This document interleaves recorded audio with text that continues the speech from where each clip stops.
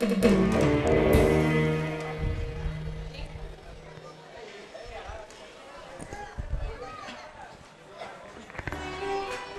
ನೋಡಿ, ಈ ಮನೆ ದುಷ್ಟ ವಾತಾವರಣನ ನಾ ಸಹಿಸೋದಿಲ್ಲ ರೀ. ಈ ದಿನ ಯಾವ್ದಾದ್ರೂ ಇತ್ಯರ್ಥ ಆಗ್ಲೇಬೇಕು. ಯಾಕೆ ತಿಳಿ ನೀರಿನಂತೆ ಪ್ರಶಾಂತವಾಗಿರೋ ಮನೆ ವಾತಾವರಣನ ಕಳಕ್ತಾ ಇದೀಯಾ? ಯಾವ ಕೊರತೆಯಾಗಿದೆಯೇ ನಿನ್ಗೆ ಈ ಮನೆಯಲ್ಲಿ? ಆಗ್ದೆ ಇನ್ನೇನ್ರಿ.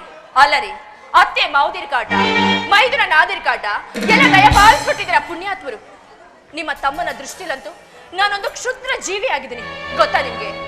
ಛಾಯಾ, ಇದೇ ಮನೆಯಲ್ಲಿ ಹುಟ್ಟಿ ಬೆಳೆದ ನನಗೆ ನನ್ನ ಮನೆಯವರ ಗುಣಾವಗುಣಗಳು ಗೊತ್ತಿಲ್ವೇನೆ?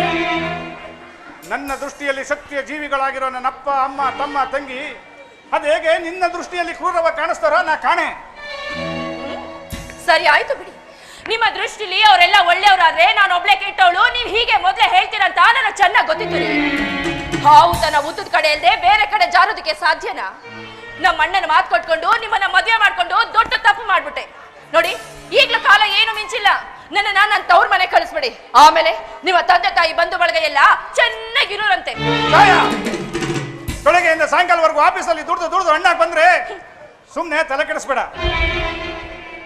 ನೋಡೆ, ನನ್ನ ತಮ್ಮ ರಘುವೀರನ್ಗೆ ಒಂದು ಕೆಲಸ ಸಿಗೋವರೆಗಾದ್ರೂ ಈ ಮನೆಯ ವಾತಾವರಣಕ್ಕೆ ಹೊಂದ್ಕೊಂಡು ಹೋಗು. ಅವ್ರಿಗೂ ಒಂದು ಕೆಲಸ ಅಂತ ಸಿಕ್ಬಿಟ್ರೆ ನಿನ್ನ ಇಚ್ಛೆಯಂತೆ ನಾವು ಬೇರೆ ಮನೆ ಮಾಡ್ಕೊಂಡು ಆಯಾಗಿರ್ಬೋದು. ಅಲ್ಲಿವರೆಗಾದ್ರೂ ಸಮಾಧಾನವಾಗಿರಿ. ನಿನ್ನ ಬಂಗಾರ ಅಲ್ವಾ? ತೆಗಿರಿ ಕೈನ. ನಿಮ್ಮ ಬಣ್ಣದ ಮಾತು ನನಗೆ ಬೇಕಾಗಿಲ್ಲ. ನೀವು ನನ್ನ ಮನಸ್ಸನ್ನ ತೃಪ್ತಿ ಪಡಿಸೋದೇ ಆದ್ರೆ ಈ ಮನೆಯಲ್ಲಿ 2 ತೀರ್ಮಾನ ಆಗ್ಲೇಬೇಕು. ಈ ಮನೆಯವರೆಲ್ಲ ನಾನು ಹೇಳ್ದಾಗ ಕೇಳ್ಕೊಂಡು ಬಿದ್ದಿರ್ಬೇಕು, ಇಲ್ಲ ಈ ಮನೆ ಬಿಟ್ಟು ಹೋಗ್ತಾ ಇರ್ಬೇಕು. ಜಯ, ಅಶಾಂತತೆ ಅಪಸ್ವರವನ್ನ ನುಡಿಯೋದಿರು ಮತ್ತೊಮ್ಮೆ. ಏಯ್, ನೀನು ಈ ಮನೆಗೆ ಸೊಸೆಯಾಗಿ ಬಂದಿರೋಳು ಅನ್ನೋದನ್ನ ತಲೆಯಲ್ಲಿಟ್ಕ ಮಾತಾಡು. ನಾನು ಹೇಳ್ದಂಗೆ ಕೇಳ್ಕೊಂಡು ಇದ್ದಿರ್ಬೇಕಾಗಿರೋದು ನಿನ್ನ ಧರ್ಮ ಹಾಗೂ ಕರ್ತವ್ಯ.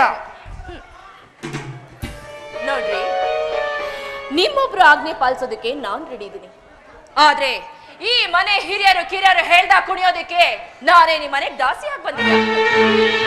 ನಮ್ಮಣ್ಣ ಶ್ರೀಮಂತರು, ಬೇಕಾದಷ್ಟು ವರದಕ್ಷಿಣೆಯನ್ನು ಕೊಟ್ಟು ನನ್ನನ್ನು ನೋಡ್ಕೊಳ್ಳೋ ಎಷ್ಟೋ ಮನೆತನಗಳು ಸಿಗಬಹುದಾಗಿತ್ತು. ಆದ್ರೆ ನೀವು ಗುಣವಂತರು ಅಂತ ನಂಬಿ ನಿಮ್ಮಂತ ಬೀದಿ ಬಿಕಾರಿ ಮನೆಗೆ ಮದುವೆ ಮಾಡಿಕೊಂಡು ದೊಡ್ಡ ತಪ್ಪು ಮಾಡಿದರೆ ನನ್ನಣ್ಣ. ಶ್ರೀಮಂತರ ಮನೆಯಲ್ಲಿ ಹುಟ್ಟಿ ಬೆಳೆದ ನಿನಗೆ ನನ್ನ ಮನೆಯವರು ಬಿಕಾರಿಗಳ ಕಾಣ್ತಾರೇನೆ? ಏಯ್, ನಾನು ಎಷ್ಟು ಹೇಳಿದ್ರು ಕೇಳಲ್ಲ ಅಂದಮೇಲೆ ಒಂದು ಕ್ಷಣ ನನ್ನ ಕಣ್ಮುಂದೆ ನಿಂತ್ಕೊಬೇಡ. ಹೊರಟೋಗೋ ಮನೆಯಿಂದ ಆಚೆ. ಏಯ್ ದಿಲೀಪ, ಏನ್ ದೆವ್ವ ಮೆಟ್ಕೊಂಡಿದ್ಯಾ ನಿನ್ ಮೈಯಲ್ಲಿ? ಯಾಕೋ ಹೀಗಾಡ್ತಿದ್ಯಾ? ಏನಾಗಿದ್ಯೋ ಅಂತದ್ದು? ಆಗೋದೆಲ್ಲ ಆಗೋಗಿದೆಯಮ್ಮ, ಮತ್ತೆ ಯಾಕಮ್ಮ ನನ್ನ ರೇಗಿಸ್ತೀಯಾ? ಈ ಮನೆಯಲ್ಲಿ ಹಿರಿಯರಂತ ಹೇಳ್ಸ್ಕೊಂಡು ನೀವೆಲ್ಲ ಬ್ರಹ್ಮ ರಾಕ್ಷಸರಾಗಿದ್ದೀರಾ ನನ್ನ ಪಾಲ್ಗೆ. ದಿಲೀಪ, ಯಾರಿಗೇನ್ ಮಾತಾಡ್ತಾ ಇದ್ದೀಯ ಅಂತ ಪರಿಜ್ಞಾನವಿದೆಯೇನೋ ನಿನಗೆ? ಕುಡಿದ್ರೆ ಬಂದವನಂತೆ ವರ್ಷುತ್ತಿರುವೆಯಲ್ಲೋ ಕತ್ತೆ. ಅಪ್ಪ, ನಿಜ ಅಪ್ಪ, ನಾನು ಕತ್ತೆ ಆಗಿರೋದ್ರಿಂದ ಇದುವರೆಗೂ ನೀವು ಹೇಳೋದನ್ನ ಕೇಳ್ಕೊಂಡು ಇದೇ ಮನೇಲಿ ಬಿದ್ದಿದ್ದೀನಿ. ನಾನು ಒಬ್ಬ ಉತ್ತಮ ಮನುಷ್ಯನೇ ಆಗಿದ್ದಿದ್ರೆ ನನ್ನ ಹೆಂಡತಿ ವ್ಯಕ್ತಿತ್ವಕ್ಕೆ ಎಂತ ಕೊತ್ತು ಬಂದ್ರು ತೊತ್ತಿನಂತೆ ಕಾಲ ಕಳೀತಾ ಇರಲಿಲ್ಲಪ್ಪ. ನಿಮ್ಮ ದೃಷ್ಟಿಯಲ್ಲಿ ನ್ಯಾಯವಿದೆಯಾ? ಹಿರಿಯರು ಅಂತ ಹೇಳಿಸ್ಕೊಳ್ಳೋ ನಿಮ್ಮಲ್ಲಿ ಹಿರಿತನದ ಲಕ್ಷಣಗಳು ದೃಢ ಮಾತ್ರವಾದವಿದೆಯಾ? ಅಣ್ಣನ ಹೆಂಡತಿ ಆದವಳಿಗೆ ಚಿಕ್ಕನಾದ ರಘುವೀರ ಸಿಕ್ಕಂತೆ ಮಾತನಾಡುವುದು ನಿಮ್ಮ ದೃಷ್ಟಿಯಲ್ಲಿ ನ್ಯಾಯ? ಶ್ರೀಮಂತರ ಮನೆಯಲ್ಲಿ ಹುಟ್ಟಿ ಬೆಳೆದ ನನ್ನ ಪತ್ನಿ ಛಾಯಾ ಕೂಲಿ ಆಳಂತೆ ಬದುಕಬೇಕಾಗಿದೆ ಈ ಹಾಳು ಮನೆಯಲ್ಲಿ. ಅಯ್ಯೋ ದೇವರೇ, ಪ್ರಶಾಂತತೆಯ ಕ್ಷೀರ ಸಾಗರದಲ್ಲಿ ತೆರೆಯನ್ನೆಬ್ಬಿಸಿ ಉದ್ಭವಿಸಿ ಬಂದಳೆ ಈ ಮಾಯೆ. ದಿಲೀಪ, ಸಾರ ವಿಚಾರ ಮಾಡ್ದೆ, ಇಷ್ಟೊಂದು ಕಠೋರವಾಗಿ ಮಾತಾಡಿ ಹೆತ್ತೋರ ಮನಸ್ಸನ್ನ ನೋಯಿಸ್ಬೇಡಪ್ಪ. ನೋಡು, ಇಲ್ಲಿ ನೋಡ ಮಗಳೇ, ಈ ಮನೇಲಿ ಒಂದೇ ಒಂದು ನರಪಿಳ್ಳೆ ಕೂಡ ನಿನ್ನ ಹೆಂಡತಿ ವಿರುದ್ಧವಾಗಿ ಚಕಾರವಾಗಿ ಒಂದೇ ಒಂದು ಮಾತಾಡಲ್ಲ. ಬೇಕಾದ್ರೆ ನಿನ್ನ ಹೆಂಡತಿ ಚಾಯಿನ ಕೇಳೋ. ನನ್ನನ್ನ ಯಾಕೆ ಕೇಳ್ತಾರೆ? ನನ್ನನ್ನ ಕೇಳಿ ತಿಳ್ಕೊಳ್ಳೋದಕ್ಕೆ ನಾನು ಯಾರವ್ರಿಗೆ ಬೇಕಾದ್ರೆ ಛಾಯಾ ತಾಯಿ, ವಯಸ್ಸಿನಲ್ಲಿ ನೀನು ನನಗಿಂತಲೂ ಚಿಕ್ಕವಳಾದರೂ ಚಿಂತೆ ಇಲ್ಲಮ್ಮ. ನಿನಗೆ ಕೈ ಮುಗಿದು ಬೇಡಿಕೊಳ್ಳುತ್ತೇನೆ.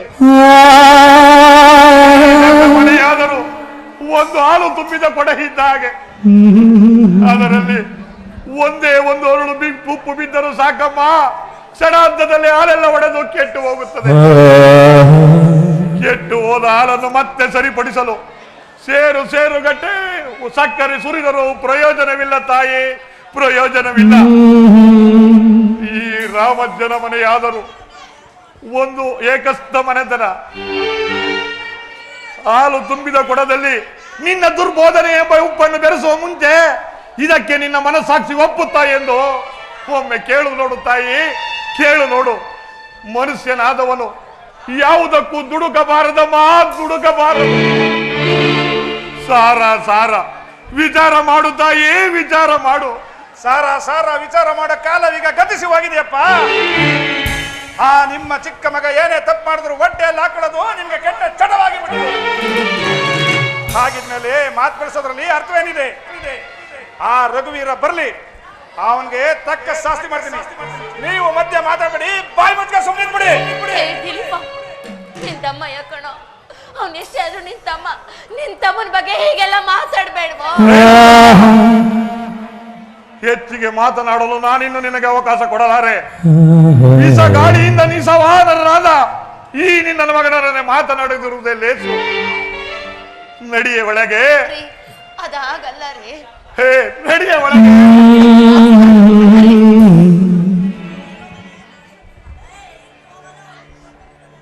ರೀ, ಏನ್ ನೋಡ್ತಾ ಇದ್ದೀರಾ? ಬನ್ನಿ.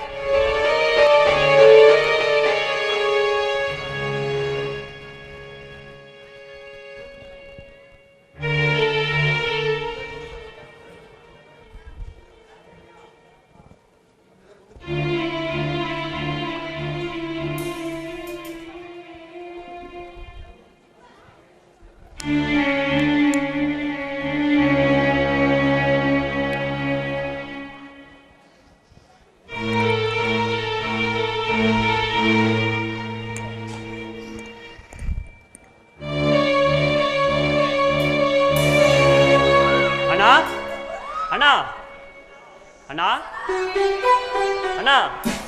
ಓ ರಘುವೀರ, ಇನ್ನು ಏನಾಗ್ಬೇಕಪ್ಪ ಈ ಹಣ್ಣಿಂದ ನಿನ್ಗೆ? ಅಣ್ಣ ಏನೂ ಇಲ್ಲ ಅಣ್ಣ, ನಾಳೆ PUC ಎಕ್ಸಾಮ್ ಕಟ್ಬೇಕಾಯ್ತು. ಪ್ರಿನ್ಸಿಪಲ್ ಲಾಸ್ಟ್ ದಿನ ಅಂತ ನಾಳೆ ತಿಳಿಸಿದ್ದಾರೆ. ಅದಕ್ಕಾಗಿ 5,000 ರೂಪಾಯಿ ಹಣ ಕೊಡೋಣ. ನಾಳೆ ಹೋಗಿ ಕಟ್ಬಿಟ್ಟು ಬಂದೆ ಫಾರಂ ತುಂಬಿರ್ತೀನಿ ಅಣ್ಣ. ರಘು, ನನ್ನಿಂದ ನಿನಗೆ ಇನ್ನು ಒಂದು ಚಿಕ್ಕ ಕಾಸಿನ ಸಹಾಯವೂ ದೊರೆಯಲಾರದು. ಏಯ್, ಚಿಕ್ಕವನಾದ ನಿನಗೆ ಹಿರಿಯರು ಕಿರಿಯರನ್ನು ಭಾವನೆ ಲವಸೇಸುವಾದ್ರೂ ಇದೆಯೇನೋ? ಅಣ್ಣನ ಹೆಂಡತಿ ಅದೊಳಗೆ ಸಿಕ್ಕಂತೆ ಮಾತನಾಡಕ್ಕೆ ಅವಳೇನು ಈ ದಾಸಿ ಅಂತ ತಿಳ್ಕೊಂಡಿದ್ದೀನೋ ಮೂರ್ಖ? ಅಣ್ಣ, ಯಾರಿಗಾಗಿ ನುಡಿತಿರುವ ಈ ಮಾತುಗಳನ್ನ ಕಾಟವರ ಖಡ್ಗದ ಹಳಗಿನಿಂದ ಜನಿಸುತ್ತಿರುವ ಈ ಗಟ್ಟಿ ಮಾತು ನಿನ್ನವೇನಣ್ಣ? ಸಾಕು ಮಾಡೋ ನಿನ್ನ ಈ ವಾಕ್ ಪಾಂಡಿತ್ಯವನ್ನ. ನೋಡ, ನಿನ್ನ ಅತ್ತಿಗೆ ಬಗ್ಗೆ ನಿನ್ಗೆ ಎಷ್ಟು ಗೌರವ ಇದೆ ಎಂಬುದನ್ನ ನಾನು ಚೆನ್ನಾಗಿ ಕೇಳಿ ತಿಳ್ಕೊಂಡಿದ್ದೀನಿ. ಅದ್ರ ಬಗ್ಗೆ ನಿನ್ನ ವಿನಂತಿಯ ವಾಣಿ ನನಗೆ ಬೇಕಾಗಿಲ್ಲ. ನೋಡೋ, ನನ್ನಿಂದ ನಿನ್ಗೆ ಒಂದು ನಯ ಪೈಸೆ ಸಹಾಯ ದೊರೆಯಲಾರದು. ನನ್ನ ತಲೆ ಕೆಡಿಸ್ಬೇಡ, ಸುಮ್ಮನೆ ಹೊರಟೋಗಿ ಇಲ್ಲಿಂದ.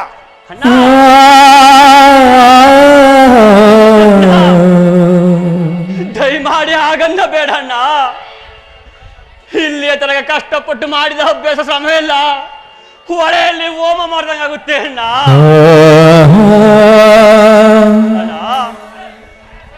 ದಯಮಾಡಿ 5,000 ರೂಪಾಯಿ ಹಣ ಕೊಡಣ್ಣ. ನನ್ನ ಪರೀಕ್ಷೆ ಮುಗಿದ ನಂತರ ಎಲ್ಲಿಯಾದರೂ ಕೂಲಿ ಮಾಡಿ ನಿನ್ನ ಋಣ ಮುಟ್ಟಿಸ್ತೀನಿ ಅಣ್ಣ, ಋಣ ಮುಟ್ಟಿಸ್ತೀನಿ.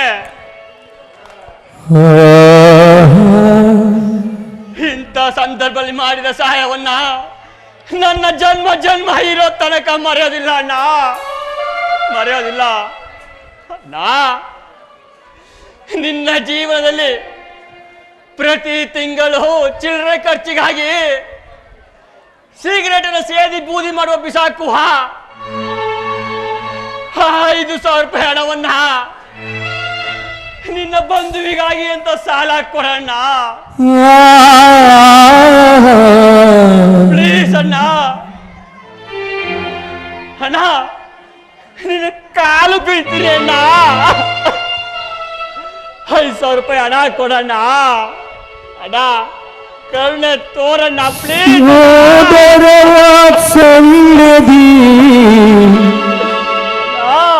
ಲಕ್ಷ್ಮಣನನ್ನು ಮೀರಿಸ ಗುಣವಂತನು ನನ್ನೀ ತಮ್ಮನು ಕಷ್ಟ ಸುಖದಿ ಅಣ್ಣನಿಗೆ ನೆರವಾಗುವನು ಬಾಳರಥವ ಸಾಗಿಸಲು ಜೊತೆಗೆ ದುಡಿವನು. ನೋಡಿ, ನಿಮ್ಮ ತಮ್ಮನಿಗೆ ಧನ ಸಹಾಯ ಮಾಡದೆ ಆದ್ರೆ ಮೊದಲು ನನ್ನ ತವ್ರ ಮನೆ ಕಳಿಸ್ಬಿಡಿ. ನನಗೆ ಕೇಳ್ಬೇದವರಿಗೆ ಧನ ಸಹಾಯ ಮಾಡೋದನ್ನ ನಾನು ಎಂದಿಗೂ ಸಹಿಸೋದಿಲ್ಲ ರೀ. ಅದಕ್ಕೆ ಸಾಕ್ ಮಾಡಮ್ಮ ನಿನ್ನ ಕುಟಿಲ ದುರ್ಬೋಧನೆಯನ್ನ. ನಮ್ಮಣ್ಣನ ನಿರ್ಮಲ ಮನಸ್ಸು ಕೆಟ್ಟಿ ಹಾಳಾವುದಕ್ಕೆ ನಿಮ್ಮ ದುಷ್ಟ ಸ್ವಭಾವ ಕಾರಣ ಎಂಬುದು ನನ್ ಚೆನ್ನಾಗಿ ಗೊತ್ತು. ಅತ್ತಿಗೆ ನೀವು ಬರುವ ಪೂರ್ವದಲ್ಲಿ ಆದರ್ಶ ಬಂಧುಗಳಾಗಿದ್ದ ನಾವು ನೀವು ಬಂದ ಮೇಲೆ ಕಡು ವೈರಿಗಳಾಗಬೇಕಾದ್ರೆ ನಿನ್ನ ಕಾರಸ್ಥಾನ ಎಷ್ಟಿರಬಹುದು ತಾಯಿ? ಕುಲಂಗಾನಿಯಾಗಿ ಬಂದು ಕುಲಾಂಧಾರ ಮಾಡದೆ ಕಲಿಶಕ್ತಿ ಹುಟ್ಟಿಸುವ ನಿನ್ನಂತ ಕುಲಗೇಡಿ ಸ್ವಭಾವ ಕಂಡು ಮನ್ಸಿಗೆ ತುಂಬಾ ಬೇಜಾರಾಗುತ್ತೆ. ಎತ್ತಿಗೆ ಬೇಜಾರಾಗುತ್ತದೆ.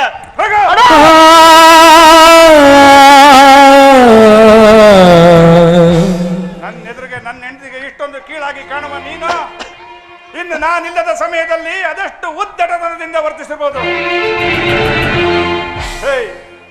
ನನ್ನ ದುಡಿಮೆಯ ಕೂಳನ್ನ ಉಂಡು ನನ್ನ ಹೆಂಡತಿಗೆ ಬಿರುಸು ಮಾತುಗಳನ್ನಾಡಲು ನಾಚಿಕೆ ಆಗುದಿಲ್ವೇನೋ?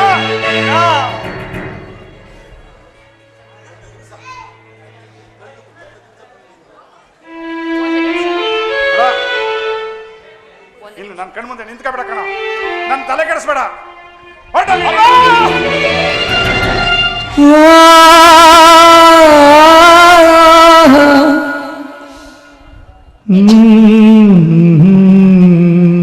ದಿಲೀಪ, ಅವನು ನಿನ್ ತಮ್ಮ ಕಣು. ಅವನ ವಿದ್ಯಾಭ್ಯಾಸ ಮುಗಿಯವರೆಗೂ ಅವನಿಗೆ ಧನ ಸಹಾಯ ಮಾಡ್ತೀನಿ ಅಂತ ನೀನೇ ನನಗ್ ಮಾತು ಕೊಟ್ಟಿದ್ಯಲ್ವೇನೋ? ಆ ಮಾತು ಕೊಟ್ಟಿರೋದು ಬೇಡಪ್ಪ. ಅವ್ನು ನಿನ್ ಒಡ ಹುಟ್ಟವನು, ನಿನಗೋಸ್ಕರ ಎಷ್ಟೆಲ್ಲ ಮಾಡಿದ್ದಾನೆ. ಇವತ್ತು 5,000ನ ಸಾಲ ಅಂತ ಕೇಳ್ತಿದ್ದಾನೆ. ನೀನು ಆಪತ್ಕಾಲದ ಆಪತ್ ಬಾಂಧವಂತರನಾದ್ರು ಅವನಿಗೋಸ್ಕರ 5,000 ಸಾಲ ಕೊಡ್ಬೋದಲ್ವೇ? ನಿನ್ನ ಕೈ ಮುಗಿತೀನೋ, ದಯವಿಟ್ಟು ಅವನಿಗಡ ಕೊಡಪ್ಪ. ಅವನಿಗಡ ಆಗ ಅವನು ನನ್ನ ತಮ್ಮ ಆಗಿದ್ದಾಗ, ಈಗ ಅವನು ನನ್ನ ತಮ್ಮನಲ್ಲ, ನನ್ನ ಕಡು ವೈರಿ. ಅವನಿಗೆ ನಾನೆಂದೂ ಹಣ ಸಹಾಯ ಮಾಡಲಾರೆ. ಆ ನಿನ್ನ ಚಿಕ್ಕ ಮಗನ ಮೇಲೆ ನಿನ್ಗೆ ಅಷ್ಟೊಂದು ಪ್ರೀತಿ ಇದ್ರೆ ಎಲ್ಲಿಯಾದ್ರೂ ಭಿಕ್ಷೆ ಬೇಡಿ ತಂದ್ಕೊಡಮ್ಮ.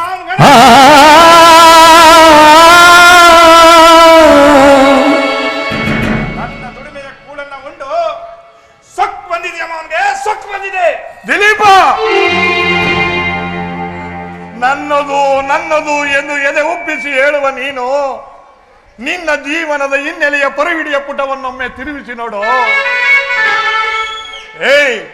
ನಿನಗೊಂದು ದೊಡ್ಡ ನೌಕರಿ ದೊರೆಯಬೇಕಾದರೆ ಅದರ ಹಿನ್ನೆಲೆಯ ಪರಿಶ್ರಮ ಯಾರದೆಂದು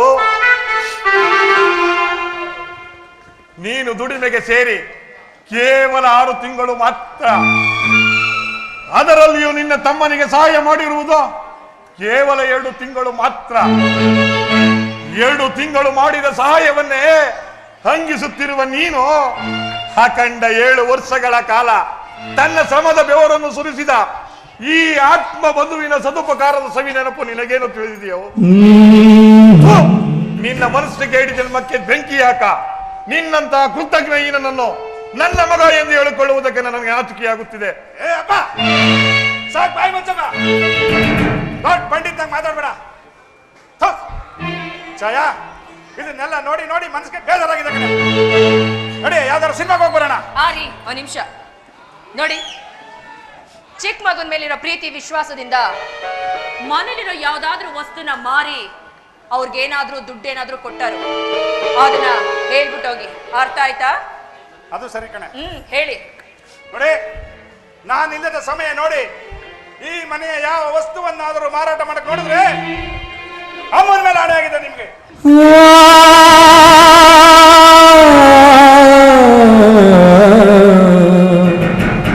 ಯಾಕಂದ್ರೆ ಈ ಮನೆಯಲ್ಲಿರುವ ಪ್ರತಿಯೊಂದು ವಸ್ತುವು ನನ್ನ ಬೆವರಿನ ದುಡಿಮೆಯಿಂದ ಸಂಪಾದನೆ ಜ್ಞಾಪಕ ಇರಲಿ. ನಡೆಯ ಹೋಗೋಣ. ದಯಮಾಡಿ ಹಾಳಾಕೊಡ್ದೆ ಹೋಗ್ಬೇಡಣ್ಣ. ಅಣ್ಣ, ನನ್ನ ಜೀವನ ಹಾಳಾಗುತ್ತೆ ಅಣ್ಣ. ಇಲ್ಲ ಅಣ್ಣ, ನೀನ್ ಹಣ ಕೊಡೋ ತನಕ ನಿನ್ ಕಾಲ್ ಬಿಡೋದಿಲ್ಲ ಅಣ್ಣ, ಬಿಡೋದಿಲ್ಲ. ಪ್ಲೀಸ್ ಅಣ್ಣ, ಹಣ ಕೊಡೋಣ. ಇಲ್ಲ ಅಣ್ಣ, ಬಿಡೋದಿಲ್ವಾ? ಹಣ ಹೆಂಗ್ ಬಿಡಿಸ್ಕೋಬೇಕು ಅಂತ ನನಗೆ ಗೊತ್ತು. ಹಣ ಕೊಡೋಣ ಪ್ಲೀಸ್ ಅಣ್ಣ. ಜೀವನ ನಾಟಕ ರಂಗ, ಆ ದೇವನ ಚದುರಂಗ, ಇಲ್ಲಿ ಯಾರಿಗೆ ಯಾರೂ ಇಲ್ಲ, ಅನುಬಂಧಕ್ಕೆ ಅರ್ಥವೇ ಇಲ್ಲ. ಇದು ಜೀವನ ನಾಟಕ ರಂಗ, ಆ ದೇವನ ಚದುರಂಗ, ಇಲ್ಲಿ ಯಾರಿಗೆ ಯಾರೂ ಇಲ್ಲ, ಅನುಬಂಧಕ್ಕೆ ಅರ್ಥವೇ ಇಲ್ಲ, ಅನುಬಂಧಕ್ಕೆ ಅರ್ಥವೇ ಇಲ್ಲ.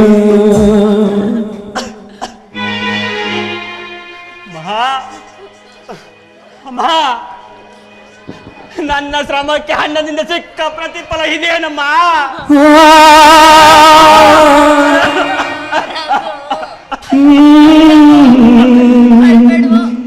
ನೀನ್ ಈ ರೀತಿ ದುಃಖ ಪಡೋದನ್ನ ನೋಡಿದ್ರೆ ಎತ್ ಕರುಳ ಕಿವುಚ್ದಾಗ ಆಗುತ್ತಪ್ಪ.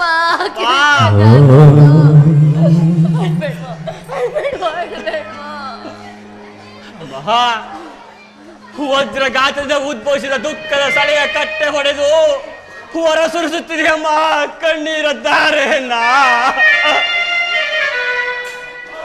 ಅಮ್ಮ, ಅಣ್ಣನ ಶಿಕ್ಷಣಕ್ಕಾಗಿ ತನು ಮನವ ಸಹಿಸಿದ ನನಗೆ ಅದೇ ಅಣ್ಣದಿಂದ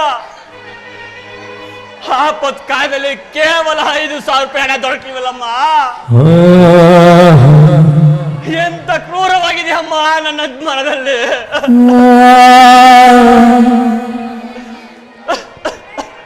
ಮಗು ರಘು, ಅಳಬೇಡ ಮಗನೇ, ಅಳಬೇಡ.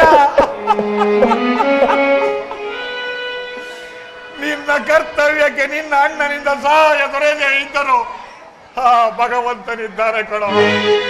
ಕೊಟ್ಟೆ ಕೊಡುತ್ತಾನೆ ಕಣೋ, ಕೊಟ್ಟೆ ಕೊಡುತ್ತಾನೆ.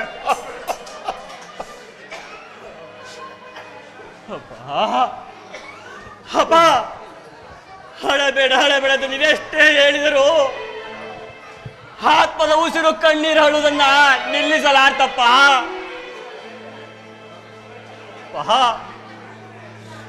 ಇಲ್ಲಿಯ ತನಕ ಕಷ್ಟಪಟ್ಟು ಮಾಡಿದ ವಿದ್ಯಾಭ್ಯಾಸ ಸಮವೆಲ್ಲ ಕೇವಲ ಫೀಜು ಹಣಕ್ಕಾಗಿ ವ್ಯರ್ಥವಾಗ್ತಿದೆಯಲ್ಲಪ್ಪ, ವ್ಯರ್ಥವಾಗ್ತಿದೆ. ಅಪ್ಪ, ನನ್ಗೆ 5,000 ರೂಪಾಯಿ ಹಣ ಕೊಡ್ಸಪ್ಪ. ಅಪ್ಪ, ಎಲ್ಲಿ ಆದರೂ ಹೇಗಾದ್ರೂ ಮಾಡಿ ನನಗೆ ಹಣ ಕೊಡ್ಸಪ್ಪ, ಪ್ಲೀಸ್ ಅಪ್ಪ. ಅಯ್ಯೋ ದೇವರೇ,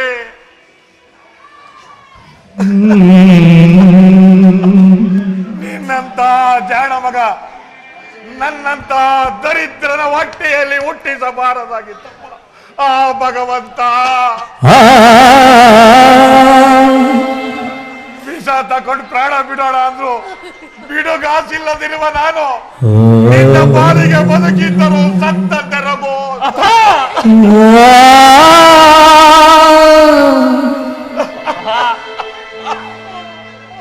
ಅಪ್ಪ, ಮಗನ ಭವಿಷ್ಯಕ್ಕಾಗಿ ತಂದೆ ಆದ ನೀವೇ ಸಹಾಯ ಮಾಡಲಿಲ್ಲ ಅಂದ್ರೆ ನನ್ಗಿನ್ಯಾರಪ್ಪ ಗತಿ? ಅಪ್ಪ, ಹೇಗಾದ್ರೂ ಮಾಡಿ ಹಣ ಕೊಡ್ಸಪ್ಪ. ನೀನ್ ಹಣ ಕೊಡ್ಸೋ ತನಕ ನಿನ್ ಪಾದಗಳು ಬಿಡೋದಿಲ್ಲಪ್ಪ, ಬಿಡೋದಿಲ್ಲ. ದೇವರೇ, ನನ್ನ ಪರಿಸ್ಥಿತಿ ಹಾಳಾಗುತ್ತೆ ಅಪ್ಪ, ಹಾಳಾಕೊಡ್ಸಪ್ಪ ಪ್ಲೀಸ್ ಅಪ್ಪ. ಅಯ್ಯೋ ದೇವರೇ, ಏನು ಮಾಡ್ಲಪ್ಪ ನಾನು? ಎಲ್ಲಿಂದ ತರಲಿ 5,000 ರೂಪಾಯಿಗಳನ್ನ? ಏನು ಮಾಡ್ಲಿ ಈಗ? ಇಲ್ಲ ಇಲ್ಲ, ನನ್ನ ಮಗನ ಕರ್ತವ್ಯ ನಿರ್ವಾರ್ಥಕವಾಗಬಾರದು. ಹೇಗಾದರೂ ಮಾಡಿ ಅವನಿಗೆ ಹಣವನ್ನು ಒದಗಿಸಿಕೊಡಲೇಬೇಕು, ಪರೀಕ್ಷೆಗೆ ಕೂರಿಸಲೇಬೇಕು. ಏನು ಮಾಡ್ಲಿ ಈಗ ನಾನು? ಏನು ಮಾಡ್ಲಿ ಈಗ ನಾನು?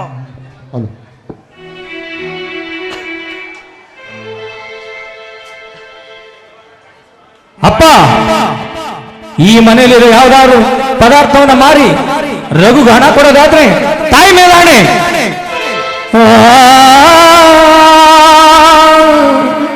ಈ ಮನೆಯಲ್ಲಿರುವ ಯಾವುದಾದರೂ ಒಂದು ವಸ್ತುವನ್ನು ಮಾರಿ ಹಣ ಕೊಡೋಣವೆಂದರೆ ನನ್ನ ಹಿರಿಯ ಮಗ ಅವನ ಅಮ್ಮನ ಮೇಲೆ ಆಣೆ ಮಾಡಿ ಹೋಗಿದ್ದಾರೆ. ಏನು ಮಾಡ್ಲಿ? ಎಲ್ಲಿಂದ ತರಲಿ 5,000 ರೂಪಾಯಿಗಳನ್ನ? ಏನು ಮಾಡ್ಲಿ? ರೇಣುಕ, ನನ್ನದು ಎನ್ನುವ ಸ್ವಂತ ವಸ್ತು ಈ ಮನೆಯಲ್ಲಿ ಯಾವುದು ಇಲ್ಲವೇನೆ? ಯಾವುದು ಇಲ್ಲವೇನೆ ರೇಣುಕ? ಯಾವುದು ಇಲ್ಲವೇನೆ? ಇದೆ ಇದೆ, ನನ್ನದು ಎನ್ನುವ ಸ್ವಂತ ವಸ್ತು ಈ ಮನೆಯಲ್ಲಿ ಇದೆ. ಅದನ್ನೇ ಮಾರಿ ನನ್ನ ಮಗನಿಗೆ ಪರೀಕ್ಷೆ ಕಟ್ಟಿಸುತ್ತೇನೆ. ಇದನ್ನು ಕೇಳುವ ಅಧಿಕಾರ ಯಾರಿಗೂ ಇಲ್ಲ. ರೇಣುಕಾ, ಹೇಳ್ರಿ. ನನ್ನ ನಿನ್ನ ಮದುವೆಯಾಗಿ ಎಷ್ಟು ವರ್ಷಗಳಾಯಿತೆ? ಸುಮಾರು 25 ವರ್ಷದ ಮೇಲಾಯ್ತು ರೀ. ಈ 25 ವರ್ಷಗಳಲ್ಲಿ ನಿನ್ನ ಬಳಿ ಏನನ್ನಾದರೂ ನಾನು ಕೇಳಿದರೇನೆ? ಇಲ್ಲ ರೀ, ಯಾವತ್ತೂ ಏನನ್ನೂ ಕೇಳಿಲ್ಲ. ಈಗ ನಿನ್ನ ಬಳಿ ಒಂದು ವಸ್ತುವನ್ನು ಕೇಳುತ್ತೇನೆ, ಇಲ್ಲ ಏನಂದ್ರೆ ಕೊಡ್ತೀಯಲ್ವಾ ರೇಣುಕಾ? ಕೊಡ್ತೀನಿ, ಖಂಡಿತ ಕೊಡ್ತೀನಿ. ನಿಮಗೋಸ್ಕರ ನನ್ನ ಪ್ರಾಣನೇ ಕೊಡ್ತೀನಿ. ವಸ್ತು ಕೊಡೋದಿಲ್ಲ ಅಂತೀನಿ, ಕೊಡ್ತೀನಿ. ಅದೇನು ಅಂತ ಕೇಳಿ. ಖಂಡಿತವಾಗಿಯೂ ಕೊಡುತ್ತೇನೆಂದು ನನಗೆ ಭಾಷೆ ಕೊಡು ರೇಣುಕಾ, ಭಾಷೆ ಕೊಡು. ರೀ, ನಿಮಗೆ ನಿಮ್ಮ ಹೆಂಡತಿ ಮೇಲೆ ನಂಬಿಕೆ ಇಲ್ವೇನ್ರಿ? ನಂಬಿಕೆ? ನಂಬಿಕೆ ಎಂಬುವ ಶಬ್ದಕ್ಕೆ ನನ್ನ ಹಿರಿಯ ಮಗನೇ ಕೊಡಲಿ ಪೆಟ್ಟನ್ನು ನೀಡಿ ಹೋಗಿರುವಾಗ ಇನ್ನ ಯಾರನ್ನ ನಂಬೆ? ನೀನೊಂದು ರಕ್ತ, ನಾನೊಂದು ರಕ್ತ. ಈ ಸದ್ಯದ ಪರಿಸ್ಥಿತಿಯಲ್ಲಿ ಯಾರನ್ನು ನಂಬುವ ಸ್ಥಿತಿಯಲ್ಲಿಲ್ಲ ರೇಣುಕಾ, ಸ್ಥಿತಿಯಲ್ಲಿಲ್ಲ ನಾನು. ಖಂಡಿತವಾಗಿಯೂ ಕೊಡುತ್ತೇನೆಂದು ನನಗೆ ಭಾಷೆ ಕೊಡು ರೇಣುಕಾ, ಭಾಷೆ ಕೊಡು. ರೀ, ನೀವೊಂದು ರಕ್ತ, ನಾನೊಂದು ರಕ್ತ. ಎಲ್ಲೋ ಹುಟ್ಟು ಎಲ್ಲೋ ಬೆಳೆದ ಹೆಣ್ಣು ಗಂಡನೇ ಜೀವ ಸರ್ವಸ್ವ ಅಂತ ಬದುಕೋದು. ಅವನ ಹಾಕೋ 3 ಗಂಟಿನ ಮೇಲೆ ರೀ, ಆ 3 ಗಂಟಿನ ನಂಟನಿಟ್ಕೊಂಡು ಜೀವನ ಪೂರ್ತಿ ಅವರ ಜೊತೆ ಬದುಕಬೇಕು ಅಂತ ಬತ್ತಳ್ರಿ. ಈ ಮಾಂಗಲ್ಯದ ಮೇಲೆ ಆಣೆ ಮಾಡಿ ಹೇಳ್ತೀನಿ, ನೀವು ಏನು ಕೇಳಿದ್ರು ಕೊಡ್ತೀನಿ, ಕೊಡ್ತೀನಿ. ಕಾರ್ಯ ಸುದಾಸಿ ಕರಣೆ ಸುಮಂತ್ರಿ ಭೋಜ್ಯೆ ಸುಮಾತಾ ರೂಪೇ ಸುಲಕ್ಷ್ಮೀ ಕ್ಷಮಯಾ ಧರಿತ್ರಿ ಶಯನೇಶ್ವರಂಬ. ಕೇಳ್ರಿ, ಏನು ಕೊಡಬೇಕು ಅಂತ ಹೇಳಿ. ಹಾಗಾದರೆ ಬಿಚ್ಚಿ ಕೊಡು ನಿನ್ನ ಕೊರಳಿನಲ್ಲಿರುವ ಮಾಂಗಲ್ಯವನ್ನ.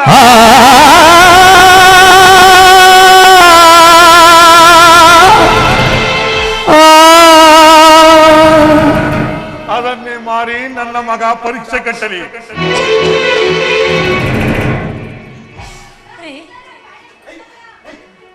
ಅಗ್ನಿ ಸಾಕ್ಷಿಯಾಗಿ ತಾಳಿ ಕಟ್ಟಿಸ್ಕೊಂಡು ಜೊತೆ ಸಂಸಾರ ಮಾಡಿದ್ದೀನಿ ರೀ. ಈ ಮಾತನ್ನ ಕೇಳೋದಿಕ್ಕೆ ನಿಮ್ ಮನಸ್ಸು ಒಪ್ಪುತ್ತೇನ್ರಿ? ಇದಕ್ಕೆ ನಿಮ್ಮ ಅಂತರಾತ್ಮ ಒಪ್ಪುತ್ತೇನ್ರಿ? ನೀವು ಬದುಕಿರುವಾಗ್ಲೇ ಕೊರಳು ಮಾಂಗಲ್ಯನ ತೆಕ್ಕೊಡು ಅಂತ ಹೇಗ್ರಿ ಕೇಳ್ತೀರಾ?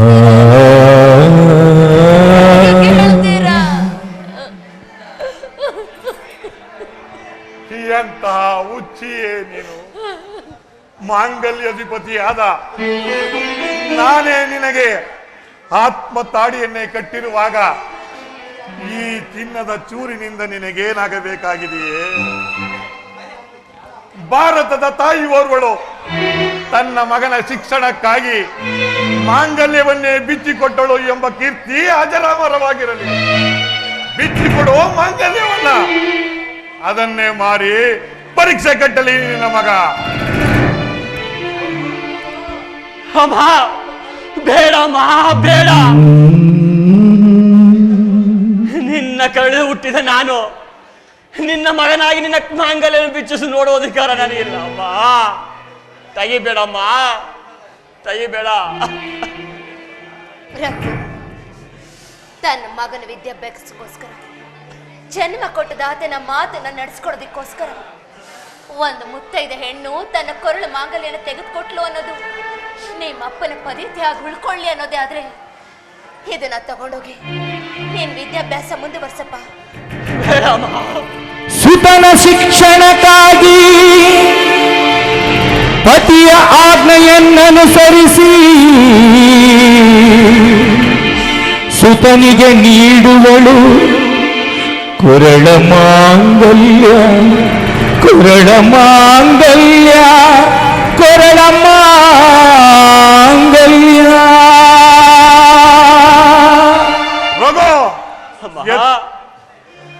ಅಮ್ಮ, ಒಡಲಲ್ಲಿ ಹುಟ್ಟಿದ ಮಗನಿಗಾಗಿ ಹರದಮ್ಮನ ಮಾಂಗಲ್ಯವನ್ನು ಮಾಡಿಸಿ ನಾನು ಯಾವ ಸತ್ಕೀರ್ತಿ ಸಂಪಾದಿಸಲಮ್ಮ, ಸಂಪಾದಿಸಲೇ. ಅಮ್ಮ, ನನ್ನ ಪರಿಸ್ಥಿತಿ ಅರ್ಧಕ್ಕೆ ನಿಂತೋರು ಚಿಂತೆ ಇಲ್ಲಮ್ಮ. ನಿಮ್ಮಿಬ್ಬರ ಮನಸ್ಸು ನನ್ನ ನಯಿಸೋದಿಲ್ಲಮ್ಮ, ನಯಿಸೋದಿಲ್ಲ. ರಘು, ಎತ್ತಮ್ಮನ ಕರುಳಿನ ವ್ಯಾಮೋಹಕ್ಕೆ ಒಳಗಾಗಿ ನಿನ್ನ ಶಿಕ್ಷಣವನ್ನು ಅಪೂರ್ಣಗೊಳಿಸಿದ್ದಿ. ಆದರೆ ನಿನ್ನೆತ್ತಮ್ಮನ ಮೇಲೆ ಹೊಣೆ. ಅಪ್ಪ,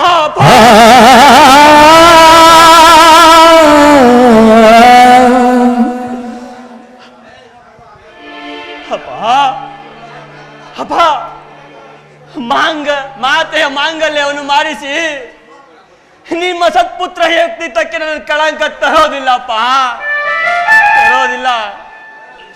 ಅಪ್ಪ, ನಿಮ್ಮ ಹತ್ರ ಹಣ ಕೇಳಿ ನಾನು ತಪ್ಪು ಮಾಡ್ಬಿಟ್ಟೆ ಅಪ್ಪ, ನನ್ನನ್ನು ಕ್ಷಮಿಸ್ಬಿಡಪ್ಪ, ಕ್ಷಮಿಸ್ಬಿಡ. ರಘು, ನೀನು ಇಂದು ಮಾಂಗಲ್ಯವನ್ನು ಪಡೆಯದೆ ಹೋದ ಮಾತ್ರಕ್ಕೆ ನನ್ನ ಸತ್ಪುತ್ರನಾಗಲಾರೆ. ಇದಕ್ಕೆ ಪ್ರತಿಯಾಗಿ ಮುಂದೊಂದು ದಿನ ದೊಡ್ಡ ಪದವೀಧರನಾಗಿ ರತ್ನ ಮಾಂಗಲ್ಯವನ್ನು ಮಾಡಿಸಿಕೊಂಡು ಬಂದು ನನ್ನ ಕೈಯಾರ ನಿನ್ನ ಅಮ್ಮನ ಕೊರಳಿಗೆ ಕಟ್ಟಿಸುವೆಯೋ ಅಂದೇ ಒಪ್ಪುಕೊಳ್ಳುವೆ ನೀನು ನನ್ನ ಸತ್ಪುತ್ರನೆಂದು. ಮರು ಮಾತನಾಡದೆ ತೆಗೆದುಕೋ ಮಾಂಗಲ್ಯವನ್ನ. ಕೊಡೆ ರೇಣುಕಾ, ಮಾಂಗಲ್ಯವನ್ನ. ಬೇಡಮ್ಮ ಭಗವಂತ, ಪ್ರಪಂಚದಲ್ಲಿ ಇಂಥ ಮಕ್ಕಳಿಗೆ ಇಂಥ ಶಿಕ್ಷೆ ಕೊಡ್ಬೇಡಪ್ಪ, ಕೊಡ್ಬೇಡ. ಕರಲ್ಲಿ ಹುಟ್ಟಿದ ಮಗ ಹಿಂದೆ ಹೆತ್ತ ತಾಯಿ ಮಾಂಗಲ್ಯವನ್ನು ಬಿಚ್ಚಿಸಿಕೊಂಡು ಹೋಗ್ತಾ ಇದ್ದೇನೆ. ಅಮ್ಮ, ಅಮ್ಮ, ಕೊಡಮ್ಮ, ನಿನ್ನ ಮಾಂಗಲ್ಯವನ್ನು ಕೊಡಮ್ಮ, ಕೊಡು. ಪಿತನ ತ್ಯಾಗವನರಿತು, ಮಾತೆ ಮಮತೆಯನರಿತು, ಸತ್ಪುತ್ರ ನೀನಾಗಿ ಎನ್ನಾಸೆಯ ತರದಿ ನೀ ತರಬೇಕು.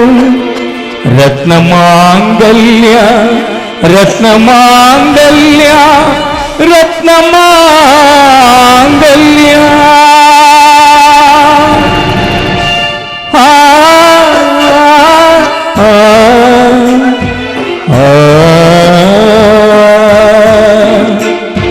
ಆ ಆ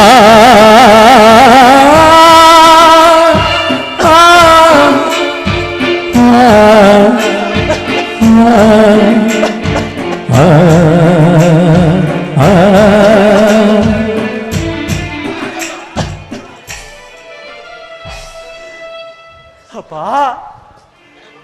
ಅಮ್ಮ, ನಾನು ಇಲ್ಲಿವರೆಗೂ ದೇವರನ್ನು ನೋಡಿಲ್ಲಪ್ಪ. ಆದರೆ ಇವತ್ತು ಒಂದೇ ಜಾಗದಲ್ಲಿ ಇಬ್ಬರ ದೇವರನ್ನು ನೋಡಿದ್ದೇನಪ್ಪ.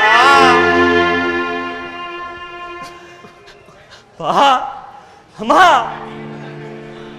ನನ್ನ ದೇಹದಲ್ಲಿ ಕೊನೆಯ ರಕ್ತ ಹನಿ ಇರುವವರೆಗೂ ನೀವು ಮಾಡಿದ ತ್ಯಾಗದ ಮಮತೆಯನ್ನ ತೀರಿಸ್ತೀನಿ ಅಪ್ಪ.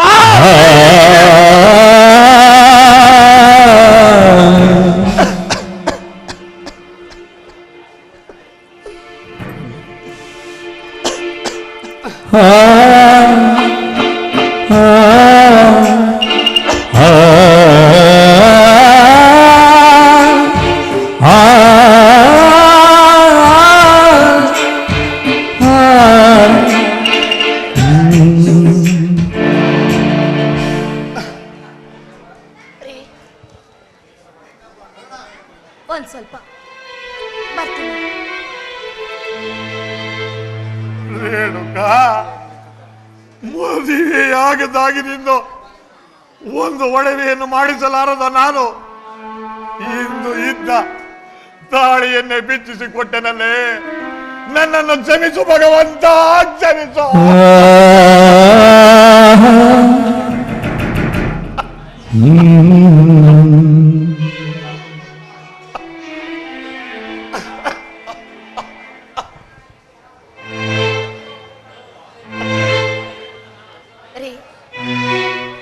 ಮುತ್ತೈದೆ ಹೆಣ್ಣಿನ ಕೊರಳಲ್ಲಿ ಸದಾ ಕಂಗೊಳಿಸ್ಬೇಕು ಮಾಂಗಲ್ಯ. ಮುತ್ತೈದೆ ಹಣೆಯಲ್ಲಿ ಸಿಂಧೂರ ಹೊಳಿತಾ ಇರ್ಬೇಕು ಅಂತಾರೆ ರೀ. ಮುತ್ತೈದೆ ಹೆಜ್ಜೆ ಇಟ್ರೆ ಅವಳ ಕಾಲುಂಗ್ರ ಬೆಳಕನ್ನ ಬೆಳಗುತ್ತೇ ಇರ್ಬೇಕು. ಮುತ್ತೈದೆ ಮುಡಿಲಿ ಹೂವು ನಗುತ್ತಿದ್ರೆ ಭೂಮು ತಾಯಿ ಸದಾ ಹಸಿರಾಗಿರ್ತಾಳೆ ಅಂತಾರೆ ರೀ. ಆದ್ರೆ ಮುತ್ತೈದೆ ಆಗಿದ್ದು ಕೊರಳಲ್ಲಿ ಮಾಂಗಲ್ಯ ಇಲ್ಲ ಅಂದ್ರೆ ಅದು ಸಮಾಜದಲ್ಲಿ ಬೇರೆ ದೃಷ್ಟಿನೇ ತಂದು ಕೊಟ್ಟು ಬಿಡುತ್ತೆ ನೋಡಿ.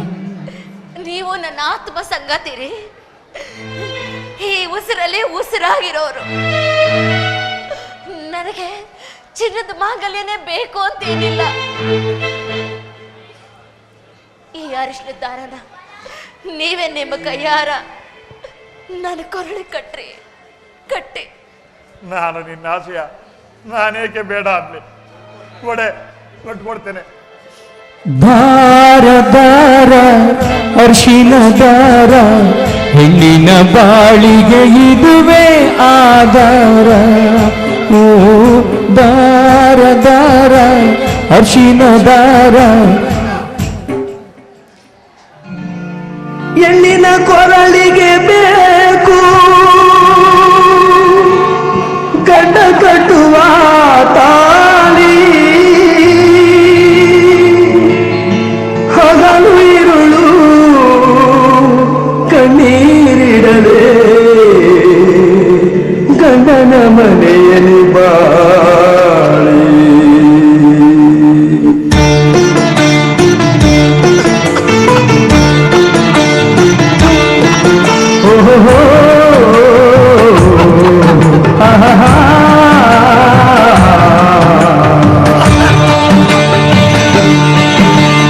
ಹೆಣ್ಣಿಗೆ ಬೇಕು ತಾಳಿ, ಆ ತಾಳಿ ಹೆಣ್ಣಿಗೆ ಬೇಲಿ.